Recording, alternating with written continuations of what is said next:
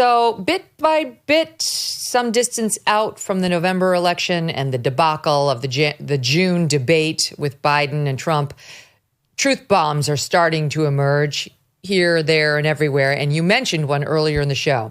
Chuck Todd sat down with Steve Schmidt of the Lincoln Project and listened to this. Joe Biden never should have been there in the first place. Right. Number one, he shouldn't have run for president. I completely got so angry at Joe Biden, the man, when I read the transcript of the Hunter Biden trial. And when I realized that not one, not two, but three Biden children were all dealing with drug problems in 2018. And Joe Biden said, now's a perfect time to run for president because who cares about our family?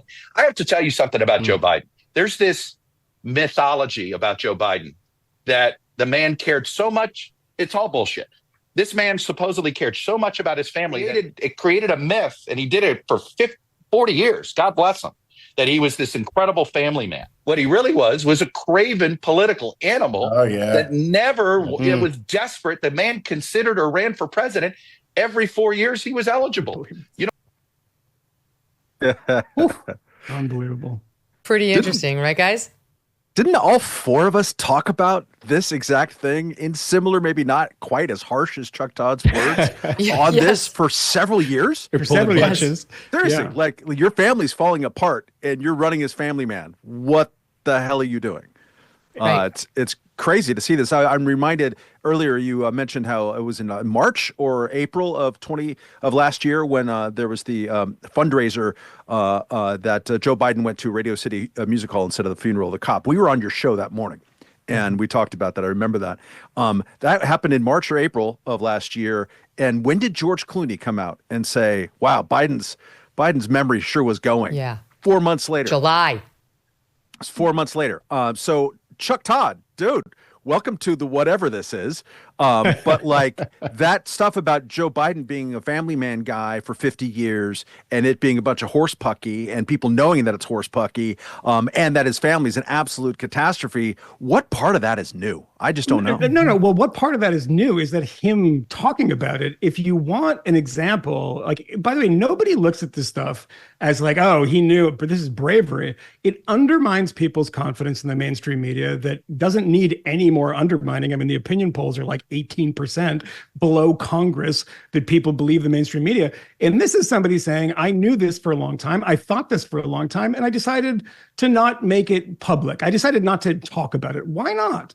Because you were a straight newsman? No, you were talking about other things. I guarantee you, if you go and look at what Chuck Todd said for the past 8 years, you're definitely going to find some things that are sharp-elbowed and that have opinions. But that opinion was left out. What do you think that people, when they see that, they're like, yeah, there is a kind of conspiracy in the media of silence because they don't like Donald Trump. They don't want him to win. So therefore, let's thumb the scales for this guy. It's kind of gross. Here's just a little bit more. Steve Schmidt weighing in on whether he'd trust Hunter Biden or the Trump children more to babysit his own children. I had to leave the kids with someone, and my choices are Hunter Biden or Ashley Biden or Don Jr. and Eric and Laura Trump. Like, I'm dropping the kids off at Don and Eric and Laura's house. How about that? The Lincoln Project guy. Honestly, like, well, the guy, is anybody sincere about anything? Yeah. I mean, this is a guy that literally said that he saw the Lincoln Project as generational wealth. What is it required to have generational wealth? Is to, be fighting Donald Trump all the time. Did he get fired? Because now he's calling it a grift. Did he get fired? Yeah, well, it was a grift when he was there. And I think that he left under a cloud. But, it's amazing that this is the same person that was talking about how he was going to get wealthy from being the anti-Trump. Amazing. You don't go out and buy a life jacket when the boat is sinking, and you don't buy gold when the economy has already collapsed.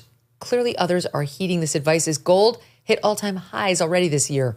It's not too late for you, too, and you could have Birch Gold help you diversify into physical gold. Birch Gold specializes in helping you convert an existing IRA or 401k in whole or in part into a tax-sheltered IRA in physical gold, and for no money out of pocket. One recent 5-star review said Birch Gold was, quote, knowledgeable, helpful, non-pressure. Get your free info kit on gold by texting the letters MK to the number 989898. There is no obligation, just useful information.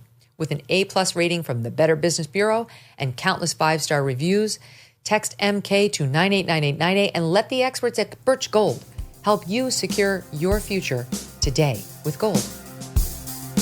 Thanks so much for watching. If you like what you just saw, hit the subscribe button for more clips and full episodes.